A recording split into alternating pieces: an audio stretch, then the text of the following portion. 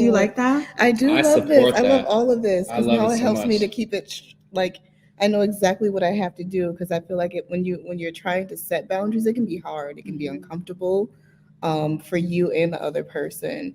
And like you said, if that's my fear is if I'm trying to set a boundary and be assertive at the same time, people that aren't used to seeing me be assertive are gonna see that as me being angry. Yeah. And I've had that happen before, which and I'm not in a place where when they think I'm angry, then I'm like, no, that's not what it is. But then they think that I'm escalating, and so I think that this is going to help keep my emotions at bay, and then I can just walk through the process and feel more confident in it. But you will. Well, can I say something? Yeah. This is $1 million framework for all y'all listening. This is $1 million framework of how to set up boundaries. You know, it is. And I would even add on if you two support it, because you said once you do all these things, they're gonna throw a fit.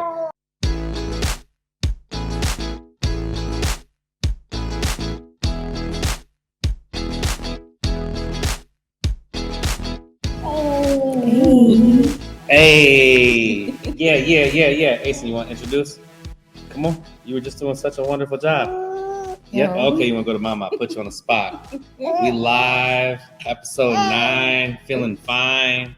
Fine's not a feeling, but it rhymes.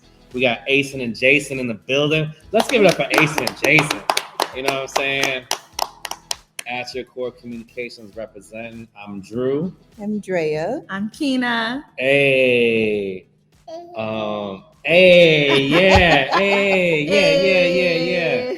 Baby's live and active today. He's loving y'all energy. Thank y'all for allowing him to be here. It's powerful. Man, wow. Courage last week. We manifested so many different things in last week's episode and had the conversation with Andrea. A lot that happened with Andrea over the last week. A lot that happened with myself. Even a lot that happened with you when we were sharing, when we were talking on the phone. Just all these moments of courage that we've had to endure, and we choose that, right? We choose to be courageous. Yeah, and you're so courageous. You're just a bright light. You are kind. You are smart. You are important. And it's just a really powerful week, you know. And it was a really difficult week for Andrea and I, and even yourself. You had some difficult. You didn't have any difficult moments? No. Okay. Not difficult. Okay. I had a difficult week. I know last week, you know, we had talked about this, that this week we were going to be talking about, you know, self-value, self-worth. And I think we'll play around with it and we'll figure out how we get there. But when we were on the phone this week, projections really resonated with us. And, you know, when people project their values and their beliefs or their limiting beliefs onto you, or they project their trauma or their misery or their unhappiness onto you, you know, believe it or not, people will despise you if you are a happy individual and then you carry yourself in a certain regard. If they don't know how to do that, you either connect or disconnect. And so this week we're just going to talk about projections and what that looks like. You know, I think you can tie it back into being courageous, and I think it takes courage to not accept the projection from someone else. You know, when they want to be a space invader, when they feel entitled to your time, you know, it definitely takes courage to stand up and say, hey, like, I don't have to receive that. You know, I had a moment this weekend, and Andrea was like, bae, like, I was telling her, because someone was very upset about a situation, and they're just dumping, yelling statements, emotions, questions. I go to answer, I get interrupted. Well, okay, just went through this cycle, right? And I was like, hey, I'll listen for 3, 5, 7, 10, 15 minutes. I'll shut the, you know what I'm saying, up for as long as you need me to do that. And when you're ready, I'll resonate, you know, with what you're saying. But I just ask that you give me this. You want to see me hungry? I ask that you give me that same respect of, you know, I'm going to be quiet when you're talking. Can you be quiet when I'm talking, type deal. And, you know, after, you know, I don't know, 7, 8, 9 minutes of it, I finally got my 120 seconds in. It's like I'm 120 seconds of resonations, explanations, going through processes. And I felt amazing after that. I was like, wow, person was thanking me for going through that. And, I was like, cool. Then, later in the evening, we had another incident. And I had some other things happen that I had to be courageous about and really be that even-keeled person. When heads are hot, I had to be, level-headed. But even Andrea on Monday was like, babe, like you've been here, but you haven't been here this weekend, And that's what I was talking to you about on the phone is, man, like it was 3 things Friday, 3 things Saturday, 3 things Sunday. I had so many projections and I chose to accept these projections. Me being the person I am, I'm like, okay, I can coach through this character moment. I can do this, I can do these things. But when Andrea said, like, you took all these projections and you accepted that, babe, you don't have to accept that from anybody. She was pouring in my cup. She's like, babe, you're valued. You're worthy. They're not entitled to project that onto you, And she's almost like, why'd you do that, babe? And I'm like, I felt like I had to do it, but she was, I supported her statement so much after she said that. And then even Asa knew I was a little off this weekend. And, I shared the story with you guys Monday morning. My daughter, Alicia, she's 18. Her room is the safe space. So she has like the most vibrant energy. Mm-hmm. We can walk in there and it just turn your life around. But Asa and I went in there and, I'm on the floor with my knees and her bed's here. And I got Asa on the bed. And I'm just kind of holding him like this, right? And he's just rubbing my hair for like 10 minutes. We're listening to music. And I looked up at him. And he looked at me and he just leaned in and gave me a kiss on my forehead. And that moment, that just shifted my whole week. And I was crying. I was like, thank you, Ace. And I really needed that,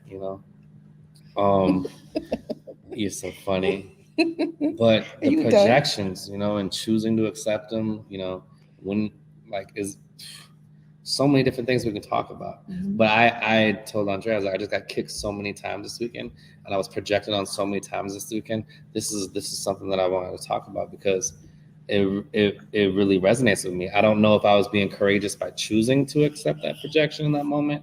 Because in that moment I felt like it was the thing that I had to do, mm-hmm. And I gotta do some shadow work, mm-hmm.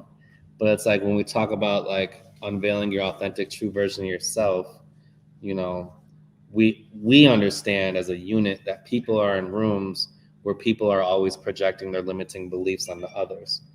That's what demeans us. That's what keeps us in a box. It keeps us sheltered, But man, how can we encourage our viewers to be courageous to not accept those projections? And I think that's when we talked about self-value and self-worth. Self-awareness. Yeah. It's where a lot of that's derived from is, where do you value yourself? How aware are you of your self-value and self-worth? Yeah. So one of the things I'll say that I was hearing was like people were, saying all of their beliefs to you, right? Projecting their interpretations of their experience to you, and you internalized it, right? When you say I was receiving them, that was like you internalizing that and taking it on for yourself, right? Mm-hmm. And so, what Drea was asking you, like when she's like, well, why did you do that? It's like, to me, it sounds like she was like asking you, like, do you accept the things that you internalized? You don't have to accept them. Like you said, you realize I don't have to actually accept any of this. And so, so I guess to me, the thing is if you, part of having self-awareness and to realize whether or not you accept the projections is to say, like, I have enough awareness about myself and who I am, what my intentions are, in order to decide, whether or not I accept or whether or not I'm internalized, whether I'm rooted enough in my understanding of self to decide whether or not what they're saying is going to soak into me or bounce back off of them. Because when they're saying these things, at the beginning, you was like, they might despise you. Yeah. But when you said that, I was like, they despise what's being reflected back to them. And if we take it back to, I believe in earlier episode, we talked about connectivity, connectedness, right? And so it's like, if what I see and what I recognize in you, right? Like I can look at all the qualities about who Andrew Gelfi is, and a lot of the qualities that I'm going to recognize in you is going to be probably also the main qualities that I also recognize in myself. How can I recognize them if I don't already have familiarity with them? So somebody who is always only seeing things that is like, maybe you want to say, if you want to give it a hierarchy, you could say negative, because maybe to you it's negative, but to them that might just be their everyday, their level 0, right? Or their homeostasis, right? But if what they are seeing in you is something that you're like, where are you getting this?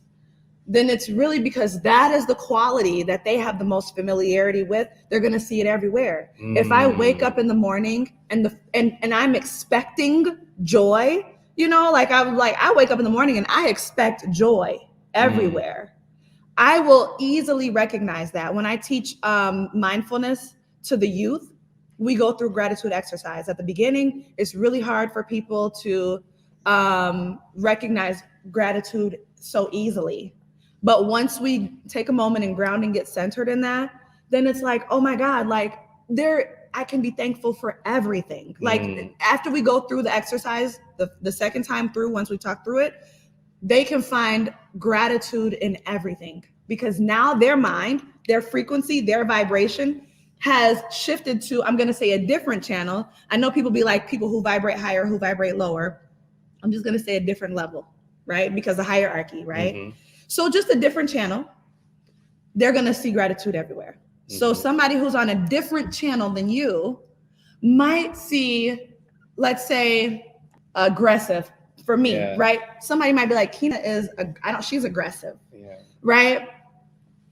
And I might be like, what do you mean I'm aggressive? I'm a passionate person. What do they say? Angry Black woman. I'm a passionate Black woman. Just because you interpret my passion as anger doesn't mean that I'm truly angry. It just means that you recognize my passion as anger, because maybe that's something that you either expect from somebody that you recognize like me, or maybe your awareness is not tuned to the frequency of recognizing what passion looks like in a Black woman, because maybe you've been socialized in this way, right? You're not aware. And that's not necessarily my fault. And I'm just gonna have to bounce that right back. You know what I mean? Like, let me give this back to you. Yeah. Because I did not order this plate. You feel me? I did not order this plate of whatever you serve, whatever brewing up inside of you. I did not order that this morning for breakfast or lunch or dinner or dessert. You know what I mean? So you're just sending it back to cause them return to sender. You're returning it to cause them to lead them to do some self-reflection. And then here's the thing, because they're probably not going to necessarily want to receive it back. So then it's like your boundaries, right, come into place, where in order to have your boundaries, you have to have the self-awareness, right? Because you know that you are worthy and deserving of those boundaries, because you know who you are, right? So then how do you reflect back to somebody? Because number one, you're not going to be defensive when they're saying these things, because every time somebody makes an assertion towards you, you're going to be like, you're just going to listen, like a mirror. That's exactly what I did. I'm just a mirror to you. And everything that they say to you, they are really revealing their true, authentic self. They're all unveiling their true, authentic self. And what they're doing is showing you, they're giving you an insight into their character, the way that they can't do it if you were to just ask them to express to me your insecurities, express to me the areas that you feel the least amount of safe in. And they're telling you that because they're projecting it onto you as your truth, but it's their truth. It's not yours. And when you're free like that, you're not gonna accept none of that. Just put you're not gonna be bothered. That the projections are not your reality. Yeah, it's not reality. So just so everyone knows, we love having Ace on podcast. We've had a lot of mothers. We've had a lot of mothers reach out and let us know they think it's really cool that, you know, we can be entrepreneurs and leaders and normalize having our kids along with the process. And it's been super, super exciting to do. Andrea is a wonderful mother, and, you know, I've shared some different perspectives with her in motherhood, and just having moms crying, saying like it's beautiful that, you know, she breastfeeds on air and all these other things. Andrea loves to be in the moment, and as we talked about in other podcasts, my processing time is so fast, like instantaneous, and you're a writer and a thinker and a processor, so it might take me some time. Yeah, it might take Andrea some time to process. So she likes to journal, she likes to write notes, and she likes to reflect. So this is why you see a lot of conversation about, like, when she does her notes, Keena and I are following up like, hey, like, you got some you got some right now, or do you want to circle back? Just so you guys are aware, we want to raise your level of awareness. I typically resonate with many statements that you make and many statements that Keena makes. Our minds and our frequency, as Keena would say, the channels that we're on are very similar. And I had an aha moment, you know, where it's like, I yearn for connectivity on such a deep and meaningful level. Not only am I willing to sacrifice time, because we know my struggles with time, and I've been working on time, you know, working on respecting time, but I yearn to connect on such a deep and meaningful level with myself to others, that I'm willing to sacrifice my own boundaries and my own expectations of how I carry myself and how I coach other people. You know, I'm willing to sacrifice my inner peace, my inner aura, my inner mantra, to connect with somebody who may not even want to connect with me. That's your projection, right? Yeah, you know, and it's like, I project my yearn for connectivity to listen to you and to sacrifice all my values, beliefs, and regard for someone who's not wanting to connect. Perhaps, right? They might not. Yeah. And when you were talking about projections and connect and connectivity, this is where I got disconnection with projection. Oh, you like that? Disconnection with projection. Speak on it. It's so important to, like, you know, be courageous in your values and your beliefs and your boundaries and your expectation. It's so important to be courageous in saying, like, I will make decisions on my values and beliefs, and I choose not to sacrifice my energy for your projections. So, like, when Andrea was saying, like, hey, you didn't have to receive these projections from these people. You could have stopped it right at the door and said, you know what? If we're going to have a conversation, it's going to be respectful. And if you're going to yell at me, I'm not going to have a conversation with you. That's a setting the boundary. Period. Yeah. Period. Because there's a formula to boundaries. Yeah. And we can talk about it. I want you to finish your thought. Okay. Are you going to talk about formula to boundaries? We can I love that. But I didn't do that. And I didn't do that because of my own projection of connectivity with others.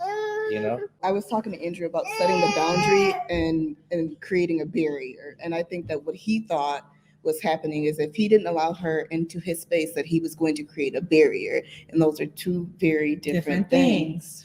Yeah. For people who have like a insecure relationship, and I'm saying insecure in terms of attachment styles, an insecure relationship with boundaries.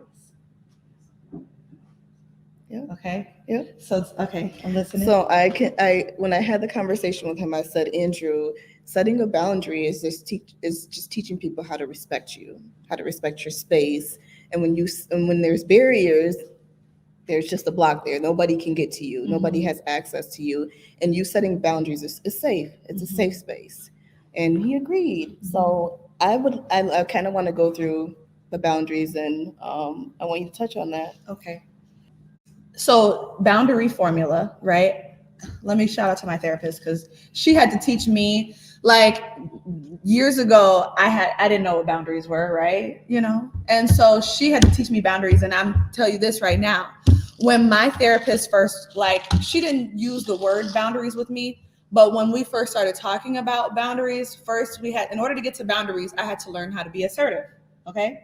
That was the first thing I had to learn, because before I was assertive when I was very much passive, right? There's passive aggressive, assertive, and aggressive, right? And so before I was passive because assertiveness felt violent, quote unquote, to me, right? I realized that was me projecting my beliefs of what what I thought assertiveness was and what it meant, what it looked like, because of rules that I had made up in my head based on toxic behaviors that I had witnessed and accepted. Okay. I kept seeing all these toxic behaviors play out, so much so that I began to form my own opinion of myself based upon whether or not I did the things that the toxic norms said wasn't acceptable. I didn't realize it was toxic. I thought it was just normal. Okay. My thermostat, it was set all the way here to the highest extreme. And so I was like desensitized, right, to like what normal is. Okay. And so my example for that is always like, if you grow up around somebody doing crack all the time, you're going to be very desensitized, right? Your level of normal is going to be all the way over here or to the extreme. So I had to learn, practice assertiveness. She had me doing assertive homework for like a month, and it was just like, you're going to say this, you're going to say that, but I had to learn and read about assertiveness and start practicing it. And every week I would tell her like, yeah, practice being assertive. This was in 2000 and I want to say 18 or 19. Okay. And let me tell you, it's 2022, y'all. And I am finally like loving the assertive life. Okay. Like I'm like, my conversations are way less flowery. I don't tiptoe and dance around my words. I'm not speaking from a place of fear of hurting somebody else's feelings. I'm not prioritizing their feelings first. I'm prioritizing my feelings, my needs, my wants. And I'm also doing it in a respectful way. But also if, somebody is like, that was too quote unquote aggressive, I'm like, well, that's you. I'm a free woman. I'm free. I was in prison before when I was being passive. I had to learn assertiveness in order to get to the place of boundary practicing first. If you practice the assertiveness, then you can get to the boundary formula, right? And there's other things along the way that you probably might have to do. I don't know. But so let's say for me, it was like, I wanted somebody to respect my boundaries by let me think. What could it be an example? I don't like it when somebody looks at my phone. Nobody looks at my phone, but let's say that was it. When you look at my phone, that feels like, for me, it feels like an invasion of my privacy. And I deserve, because assertiveness, part of being assertive is that you have to understand that you have a right to whatever it is, right? So it's like, I have a right to privacy. I have a right to safety. I have a right to, whatever. So when you go through my phone, it feels like you're invading my privacy. Now, I'm not saying you're invading my privacy. I'm just telling you how it feels for me. Feels like you're invading my privacy. I want you to stop looking at my phone. Okay. So this is what I want. I want you to stop looking at my phone. And then there's a consequence. If you don't stop looking through my phone, you will no longer have access to being around me or something like that. You will no longer have that access. And so I'm so thankful my therapist taught me this, they will then have a tantrum. And then they have their choice to make, whether they're going to respect your boundaries or whether they're going to violate your boundaries. But either way, they know what the options are and they know what the consequences are. They have the freedom to make their own choice. Okay. Now, you can, like you saying, if we're going to have a conversation, you are going to talk to me in a respectful manner. Now, that might be up for interpretation because you guys might have to define what respectful means. Yeah. But you might say when we're having a conversation and you have a upset, a frustration or something, when you yell at me, it makes me feel defensive and I'm not in a listening state. So when we're talking and you're telling me about your upsets, I need you, or I would like, like you got to be kind of careful when so when we're having conversations, I require that you don't yell at me. Yes. Because if you do yell at me, I'm just going to end the conversation. And I'm going to walk away. I'm going to leave. And then you have to enforce those boundaries so that they know every time if I do this, even if you don't want to walk away, you got to walk away. Yeah. Because they're going to know, he did what he said he's going to do. And I made my own choice too. So then everybody gets to be free. And it's giving them choices, setting expectations, but they know what the consequences are. And that's how I teach Caleb. Caleb knows consequences. He doesn't, So just to recap, because I know I was here, I drifted with Ace a little bit over there. The topic that derived from this was, what did you call it again? Boundary expectation, or like a boundary formula? Boundary formula. Okay, that's what you referred to it as. Yeah. Now, is this like a psychological term that you learned, or is this something that you created? I mean, I'm gonna just say my therapist was like, you have to set boundaries. Yeah. And I was like, how? Yeah. And she was like, you gotta, and I was like, well, here's what he's gonna say. Yeah. And then I was like, can we do a role play then? Yeah. And I was like, okay, because he's gonna say this because he gaslights the SHIT out of me.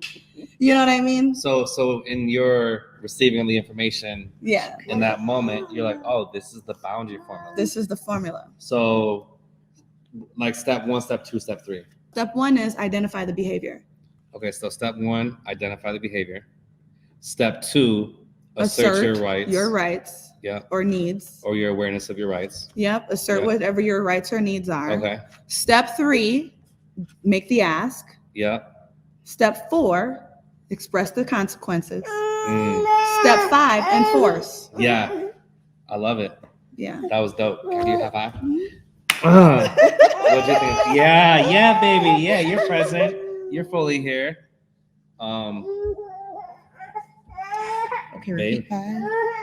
Enforce. Yeah. Do you have anything? No. Okay. Do you like that? I do love this. I love all of this because now it helps so me to keep it like I know exactly what I have to do because I feel like when you're trying to set boundaries, it can be hard. It can be uncomfortable for you and the other person. And like you said, if that's my fear is if I'm trying to set a boundary and be assertive at the same time, people that aren't used to seeing me be assertive are going to see that as me being angry. Yeah. And I've had that happen before, and I'm not in a place where when they think I'm angry, then I'm like, no, that's not what it is. But then they think that I'm escalating. Yeah. And so I think that this is going to help keep my emotions at bay. And then I can just walk through the process and feel more confident in it. But you will. Well, can I say something? Yeah. This is $1 million framework for all y'all listening. This is $1 million framework of how to set up boundaries. You know? It is. And I would even add on if you two support it, because you said once you do all these things, they're gonna throw a fit. I would even say the consequence somewhere between step 3 and 4, or somewhere between step 4 and 5. I would even put anticipate the frustration on the other party, or anticipate anticipate a reaction. Yeah, because it's a change, right? And so like you said, when you said people aren't used to me doing this, and when I do this, they're like, oh, you mad, now I'm gonna get mad, or you frustrated, I'm frustrated, Yeah. So then just knowing that this is part of the process, I'm about to set up a boundary, and it's a change for you, and I know you're not gonna like the change, and maybe you do, maybe you appreciate the fact that you're like, wow, like Thank you for setting up that boundary. Mm-hmm. Again, different frequencies, different channels of people you're working with. Mm-hmm. But I would say just anticipate that mm-hmm. that change reaction. Yeah. Anticipate change reaction. Yeah, I like that. And that would even be, I would even take that and say, you know, like, to if once you realize, like, let's say, like, okay, you walked away from a conversation that you realize drained you, you know what I mean? And so then you're like, I don't ever want to go through this again, right? That's that emotion, right? When we talk about how emotions help to our precipice for change. Yeah. That emotion that you had made you say, I don't ever want to go through that again. I need to do something different. So then you might reach out to that person once both of your brains have returned, like, to the receptive state. Mm-hmm. Hey, can we have a talk? Can we talk? And so then you might have that conversation when there's not elevated emotions present, and be like, hey, the last time we talked, there was this, you know, I just want you to know, like, it really affected me, and I don't want to communicate like that anymore. I want to establish some boundaries between us for the benefit of both of us. You know what I mean? So then you don't have to wait until, you don't want to wait until it's the heat of the moment and be like, you know what? I got boundaries. Right. You know what I mean? I support what you're saying. Yeah. You know what I mean? You know so what I mean? It's good to, and that's what I did. Like, I think that's how I had first approached it. And then I also say to you, Andrea, I'm like and I'll say to you, Andrea, like, you know, I was, when I was very passive, I realized that I would swing from passive to all the way aggressive when it was time to express boundaries, like 0 to 100, right? Yes, so it's like I would take the hit, and then I was like, now I'm this the last straw that then broke the camel's back. Now I'm swinging into rage. Okay, and so I am just so, like, at this point, like, so reactive. I don't want to be like that. I don't want to go from feeling like I don't have a single voice to then, like, screaming my brains out to the point where I can't even I've lost my voice. Like, at both places, I'm not having a voice. Mm-hmm. You know what I mean? Like, I am being responsive, and, like, my favorite thing is to be proactive instead of reactive. Mm-hmm. You know what I mean? So practicing these boundaries, having your awareness, like, in order to become assertive, again, it's like I had to recognize that I also was worthy of these things, that I had a right to these things, right? That's that self-worthiness of, I was being passive because I didn't even know that, I didn't even recognize the piece that I deserved or was worthy of. I didn't know I deserve healthy communication, right? But once you figure out what you are worthy of and deserving of, then being assertive does not feel like I am launching an attack. I have to tiptoe and be apologetic around the words that I'm speaking because I have a need that's not being met. No, it's like I have a need that's not being met, and I deserve to have my needs met. Like, just like you, like, I want everybody to win. Mm-hmm. So this is Andrea's journal, and as the viewers know, Andrea's a writer. I've learned that I like to mental note things too. I am a writer more than I think I am. I'm definitely a writer. I like to mental note things as well during the podcast, so we're not speaking in fragmented sentences. But when Kina was talking about, going through her phone, I thought she was going to utilize the example of the journal, because your journal is near and dear to you, Yeah. Because when I impeded on Andrea's journal, I'm like, oh, can I write here? Where can I write? And Andrea chose for me to write on one side. Kina was like, my chest is getting tight. Like, that's giving me anxiety type thing, Okay. She was like, you sure you gonna let him do that? Like, and I'm like, do I really have your permission? And you was like we were almost gaslighting each other. Like you like, yes, everybody listen to Andrea, please. You have my permission. So I thought that's where you're gonna go with that. But again, to make up stories so that nobody can be like, oh, she's talking about me. Yeah. I make up stories. Yeah. I really resonate with asserting yourself and your boundaries, and there's so many things I want to talk about, but one of the things I want to talk about, Kina, is, in these moments of people projecting onto me and my yearn for connectivity, and choosing not to have that boundary formula in place before this happened, mm-hmm. or even choosing not to assert some boundaries and just say, hey, like, if we're going to have these conversations, let's have them while we're not yelling at each other, mm-hmm. Or else let's just set up a time where we're not as frustrated, and we can be level-headed together, mm-hmm. So, like you said. Go ahead. So the boundary is really a safe space for for all everybody. Yeah, and it should always feel like that. Even though somebody at the beginning might feel like your boundaries, but that's because they have to respect you in the way that you require. And then they can't be selfish and just take all of your energy. Right. Everything that was projected onto me over this weekend, it didn't hurt me. And I'm realizing that now. It didn't hurt my feelings. Okay. The trigger wasn't in the action or in the moment. The trigger for me was I value vulnerability and transparency and mutual understandings so much that in doing these things, and I told both of you this, like I sacrificed some of my own values and beliefs and sacrificed some of my own boundaries, that my level of vulnerability and transparency started to become clouded. Mm-hmm. And I'm not talking about with these people. It became clouded when I was with my family. Yeah. That's what hurt me, is I wasn't the truest version of myself when I was at the crib, when I was with Asen, when I was with Andrea, when I was with Anthony, when I was with Alicia, when the autopilot mode, and didn't even realize I did that. And we talk about this a lot, just when you have a rough day or when you take on a lot. One of the chiropractors that aligns my back, he was like, he's big into energy. And he's like, I touch 40 to 50 people every day. And he's like, and everybody's in pain. So I'm literally absorbing this energy from aligning everybody.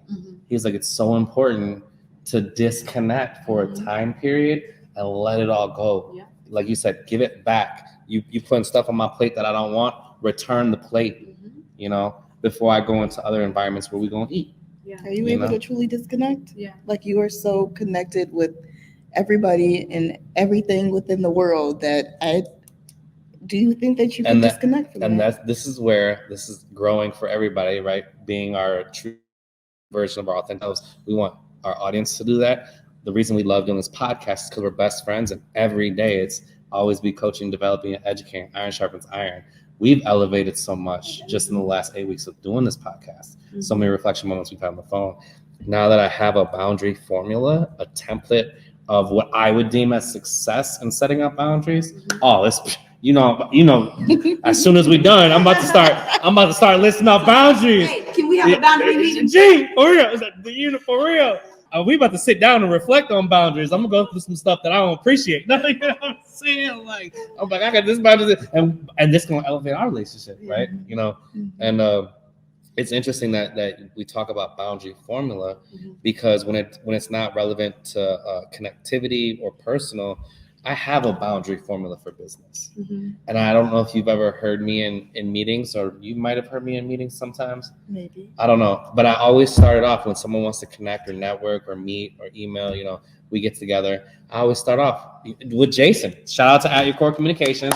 Give it up. Shout out to Jason. But even with Jason knows this. I'm always like, hey, I'm very deliberate and intentional with my time, as I'm sure you are. And I love to talk about the purpose and intent of this meeting.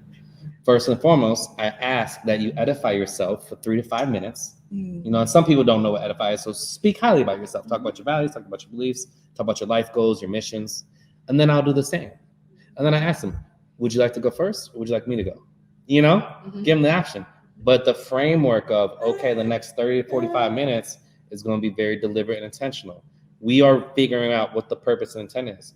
And sometimes I'm in meetings like, I don't know where the purpose and intent is going to go with us connecting, but I feel the frequencies, I feel the vibrations, I'm aligned with your mission. Keep me in the ring, keep me in the loop. You're ever doing anything, reach out to me, But then setting up those boundaries, if you reach out via email, I time block. I only check my email twice a week, If you have my cell phone number, that's a privilege. It is a privilege to have my phone number. And if I answer you the same day, oh my gosh, you're an important person to me. Y'all know, you call me, if I don't answer, I'm calling you back, and vice versa. And you call me, I'll be in business meetings. Hey, babe, what's up? Is it an emergency? You be like, no, babe. No, Mr. President, I just miss you. You know what I'm saying? Can you stop at the store and get some milk? Babe, can you get some cookies? Babe, I'm hungry. But I really love that we had this conversation, because boundary formula is going to help me not accept projections that I'm not worthy of. I'm valued, I'm worthy, self-love, self-care, I don't have to live like that. And it's interesting because I'm always saying how other people perceive you is none of your business. Mm-hmm. But in the same sense, I'm sacrificing my boundaries. So it's like, I don't want to contradict myself. Right. No, it's none of my concern. Like, these are the boundaries. This is the formula. I love it. I have a question for you. What is your return on your sacrifice? Like, if you make a sacrifice, right? Like, if you think about, okay, I'm going to sacrifice I have the answer already. Okay. Unless you want to keep going. I'll keep going. Well, you know why I'm asking you, right? Yeah. Okay. So my sacrifice in the moments over the weekend was to have a mutual understanding. So when did you realize the mutual understanding wasn't happening? It was after. Yeah, okay. The next day. The reason why I ask is, when you make a sacrifice, do you like have a moment in your mind where you're like, I can back out, or I can move forward? And then is that how you recognize that a sacrifice is happening? I didn't realize how much I was sacrificing until I reflected 3 days later and realized I was not in the moment with my family. Okay. Yeah. The reason why I'm asking that is because I recognize that you make sacrifices. And to me, when you make a sacrifice, then it must be for a reason, right? Mm-hmm. And so like when you're like, if you're like, I'm going to sacrifice my day off, right? To do, I don't know, to go skydiving or to go to the moon. Then there's a reason, right? Like You're like, I'm going to go to the moon. I'm going to sacrifice my day off to go to the moon because, right? And so for me, I'm thinking that if you are making a sacrifice, if you're recognizing what is being sacrificed, right? Because for you to, I don't know, like, is there an occasion where you should have to sacrifice like your energy or your values or your like that, when you were saying like they became clouded, To answer your question, mm-hmm. And I wrote this down through our dialogue, when we're talking about assertiveness, mm-hmm. I sacrificed my assertiveness for a certain period of time owning Pancake Cafe and running the Back to Basics program based on the level of traumas that I knew people had, mm-hmm. based on their backgrounds, based on their experiences, based on all their variables. Yes. And identifying like, if you're too assertive, are you breaking them down? Yeah. Because we always want to build people up. You hear the saying like, break them down, build them up, break them down, build them up. But it has to be a safe and supportive environment. Mm-hmm. Yes. And it got to the point, at one point in time, maybe like a year and a half in, was it? Yeah, probably like 7-8 months ago. It'd be the weekend, I'm like, man, I don't really want to go to the restaurant today. And I had to reflect, like, why don't I want to go to the restaurant where we're building and developing people and we have this wonderful platform and we support the community and the community supports us? Why do I not want to be there? Mm-hmm. Am I going through this cycle again? Mm-hmm. I was like, no, I'm not being the true version of myself. Mm-hmm. I was sacrificing my assertiveness mm-hmm. for fear of disconnection with people. Right. And I had a meeting with everybody individually, and it's like, hey, do you feel safe and supported in the environment that we have here? Yes. Do you trust me? Yes. Do you love me? Yes. Mm-hmm. And all these connectivity-based conversations. Mm-hmm. And then I was like, okay. So now that we have the mutual understanding that everything is reciprocated, when I'm being assertive or I'm being very confident, it comes out of a place of love. I'm not demeaning you. Mm-hmm. I'm not putting you down. We have that mutual understanding. Mm-hmm. And after that happened, the growth, right? Like you said, assert your values and your beliefs and set those boundaries. Mm-hmm. But when you're your truest version of yourself, what happens to the people around you? Yeah. They're their truest versions of themselves. Exactly. You know what I mean? Yes. And we're all different, and I always tell people, it's like, as a leader, mm-hmm. like, I'm not trying to create 100,000 Drews. Mm-hmm. I'm not trying to change everyone's thought process. Mm-hmm. I'm figuring out ways to create framework where you can cultivate a team of 20, 25, 30 different mindsets. Yeah. But the vision is aligned. Yeah. You know what I mean?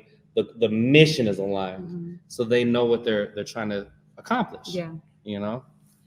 So I like what you said, because basically there's basically what I'm understanding is sacrifices should only be investments. Okay. If a sacrifice, and I'm gonna tell you, this is something I wrote this a year ago. I pulled this up. I wrote this a year ago. Taking you out to dinner now. Oh, thank you. I'm hungry. Yeah. Look, I wrote this prayer. Sacrifices look at this long prayer I wrote. Are investments. Okay. That is. But I'm gonna show you this. Sacrifice should be investment. It says, "Let sacrifices." This is let the sacrifices, or what feels like sacrifices, actually be monumental investments into my own self-worth, my own self-love, my own self-value, my own self-esteem. Let the things and people that I walk away from be not only things and humans that I walk away from, but divine ways that I am walking into my own greatness. I love that. Okay. Sacrifices should be monumental investments into self. Yes, into self, into the different areas of self, because there's different areas. Different areas of self. Okay. But if you're making a sacrifice that is depleting you, then that is not a sacrifice. That is ego. Okay. It's ego. It's not a sacrifice. So that's when you got to check yourself when it's like, when you're like, okay, I'm going to do this thing. What is my intention? My intention matters. And then also, is this an investment, or am I putting myself down into a downward spiral? I love it. Am I putting myself down to where I'm not being my true, authentic version of myself because people need me to be that? People are counting on me to be my true, authentic self. If I am not my true, authentic self, I am robbing opportunities from other people, right? I am stealing my own development. I'm postponing it. I'm delaying it. I'm causing stagnation. Okay? If I am not my true, authentic self, if I make a sacrifice that downs me instead of develops me, that is not an investment. Keep going. No, keep going. You're good. I don't want to interrupt you. Okay. I just realized I was on your page. Yep, that kind of made my heart race. It made my heart race too. When I caught it, I was just like, boundaries, expectations. I'm so sorry. It's okay. I ran out of space, so I just went to the next. Okay. But yeah, so that's it. Like that's my point. When I was hearing you, I'm sorry, did I poke you? You're fine. When I was hearing you talking about what you were doing, being a sacrifice, I was like, but what did he gain? What did he gain? Oh, when the you first one, with the first story. Yes, and that's why I was like, man, okay, this isn't with a sacrifice. The pancake sacrifice, that was just growth. Everyone's been the truest version of themselves. It was an investment.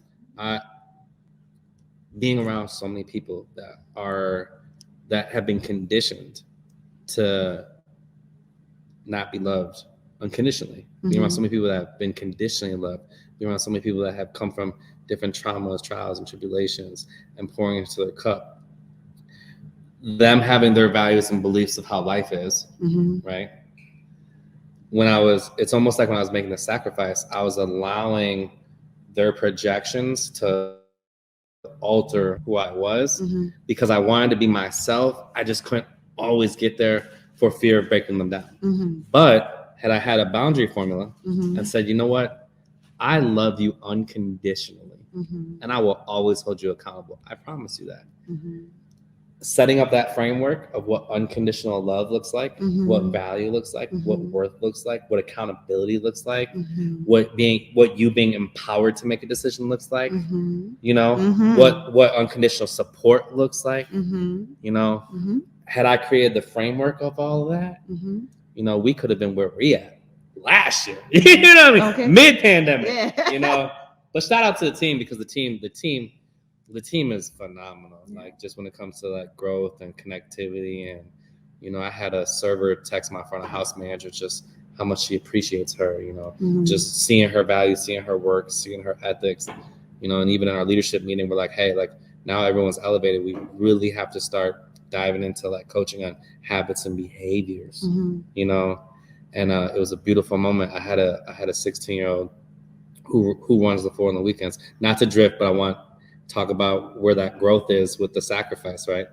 And she's just like, you know, like I'm being encouraged to hold people accountable and have these conversations, right? And out of love and knowing that I'm not, you know, going to be punished for that, you know, like, so I'm being encouraged to speak up when normally in my upbringing, if I spoke up, I'd get punished. Yeah. So now I'm speaking up to people of my peers or of my same age, and I don't feel like they're taking me as serious as I want them to. Mm-hmm. I'm like, okay, the way to change that is to make it serious. Grab another team leader, document it, write down the conversation. We come from that business mantra where those things are happening. And in the moment, I was almost in tears. I was like, how beautiful that was that you just said is your trauma of your upbringing. It's a scary thing that you've gone through. And now you're in a moment where you're actually working through your trauma by being who you are, by having the conversations that you want to have. You're just uncomfortable having these conversations. But what do we always say? Be comfortable being uncomfortable, Drew. Exactly. And I know I drifted a little bit, but I wanted to share that with you because I didn't get to share that with you. And it was just a beautiful moment. I'm like, man, how do you want to celebrate that? Like, you're going to work for so many companies that these types of things won't happen. But defining unconditional love is important for me in character development and setting up the boundary formula. So that I don't feel the need to accept projections of other people, to accept their lifestyles, to accept their values and belief systems, because I yearn for connectivity so much that I'm willing to accept all these projections, not even realizing how willing I am to do it. Ooh, girl. Projections. I'm so in support of projections this week. Okay, me too. I am too. Hope that y'all understand that there's no actual like timeline of like how long or how soon it takes for somebody to like bloom or to come into their own. There's no rule that says, oh, it's been this long that I've been living my life like this. It's too late. I can't go back. I'm too this whatever. There's no thing that says it has to happen in this much time, because things take time. And I hope that's something that y'all picked up from this episode as well, is like, like I said, like I didn't know anything about boundaries just in 2018, 19, you know what I mean? And it's 2022. And I had to go through these things, but it's like, let yourself go into the first thing and then let yourself arrive to the second thing and the third thing and the fourth thing. Like what you was like, oh, it would have been nice if we did it a year ago. It's like, yeah, it would have been nice if you did it a year ago, but you did it now and you are okay. Right. And it's like, and there's so much more ahead of you. Like there is no timing. Like I always be like, like there's my time and then there's God's time. And those are not the same. So I can't have the audacity to be like, yeah, well, my time is more important, I really resonate. Have you heard that saying, like, when you start over, you start with experience. Yeah, you don't start over, you start with experience. Yeah. So just like you were like, when I said, oh, if this happened a year ago, we'd been further in a different, we'd be further, right? But now it's like, no, now it's like we've started. And when we start again, we're building somewhere else. Oh my gosh, the value of that company or the value of that framework is so high because we got all these frameworks now. We put in the 15 years. You get 15 years of Drew in a month. You know what I'm saying? And that's valuable. What's that shirt say? My race went up. Look, every time that I get through another breakthrough, the rate's going up. You know what I'm saying? Okay. Man. So let that be something that people recognize. I hope that y'all picked up on like how to end projections, because it's like how we say like return it back to people. But it's like, it doesn't mean you gotta be disrespectful, but it can be like you recognize it's a projection, and then also like letting them do their work. Because sometimes if you even say that, you might just ask them the question like, why are you projecting onto me? Or that is your perception. Just something like that. That's how you put it back to them. And you don't even have to give them anything further. Be like, that's your perception. That is your projection. I cannot, like, you know what I mean? Like, you don't even have to go any further than that. And why? Because you don't owe them anything. You don't. You don't have to explain yourself to anybody. We live in a society that feels like we're conditioned to always have to tell other people what they are. So I love it. Shout out to Jason Hafman. Jason, I know we've been shouting you out all podcast. I want to clap, but then Jason's going to do something with the technology over there where he goes up and down. So I'm going to air clap for Jason. Hey, at your core communications. Ooh, finger snap. Go back to the spoken word days. So again, May 24th, that's a big day for us. Yeah, we'll be keynote speaking again for Dame by Local. I'll be speaking about building, developing, and retaining a team that feels safe and supportive. Keynote will be talking about the psychology behind leadership. and the psychology behind consumers, and we'll go into that more. Okay. I brought up on the call. I got an extra layer. I was like, we should probably email Keena about the layers that she's got, because I don't know if I conveyed that appropriately with her, and they were in support of it. Yeah. So, but yeah, it's open to the public. Big shout outs to Dame by Local for being able to create such a wonderful leadership conference. Finger snaps, finger snaps, finger snaps. There's gonna be a lot of business owners there, a lot of restaurant owners, a lot of people that are Dame by Local members. It is open to the public though, so if you're interested in learning leadership on a deep and meaningful level, be there. Yeah, pull up on us May 24th from 10 a.m. to 2 p.m.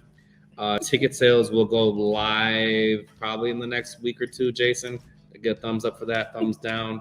When they do, we'll drop the link in our podcast. But yeah, if you want to meet us in the flesh, I don't want to project onto you, but if you're listening to the podcast and you let me know you're a listener, I'll give you time at that conference. Not to put you on the spot, but yeah, come say hi to me. Yeah, tell me about you. And then I'll ask you how you want to be greeted. High five, handshake, hug. I'm a hugger, so yeah. Just don't project onto me, please. Yeah. All right, do you think? All right, y'all can catch us on YouTube, Spotify, Apple, iTunes, iHeartRadio, Amazon Music. We're on all of those platforms. We're on all the good platforms, Google Podcasts, all of them, Stitcher. Yeah. So, and Spotify, if I didn't already say that. Episodes come out every Tuesday. Our throwback episodes pop up on Thursdays, y'all. We are Good, the Bad, and the Breakthrough, or Good, Bad, Breakthrough. Check out the Facebook page. Check it out, okay? Rate Check us out. Too. Give us ratings, share. That helps us to be more visible to other people and stuff like that. It helps people to be able to know where to find us. And if something in this episode resonated with you, comment below like what point really resonated with you the most, whether it was like the formula or if you took away an understanding. Share that with us. We love to hear y'all's feedback about that. So let us know, y'all. Thank you. Call it back.